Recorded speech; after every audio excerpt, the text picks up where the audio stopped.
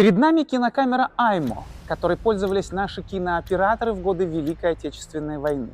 Именно благодаря таким камерам до наших дней дошла хроника тех лет. Внутрь камеры помещалось до 30 метров пленки. Это примерно 1 минута при скорости 24 кадра в секунду. Приходилось каждый кадр продумывать заранее. После съемки кассеты с пленкой нужно было менять в специальном светонепроницаемом мешке, чтобы не повредить пленку.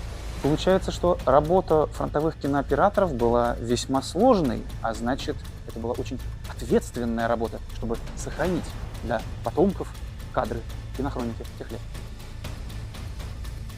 О том, как создавалась военная кинохроника и какие судьбы за ней стоят, можно узнать на выставке «Пропавшие кинохроники».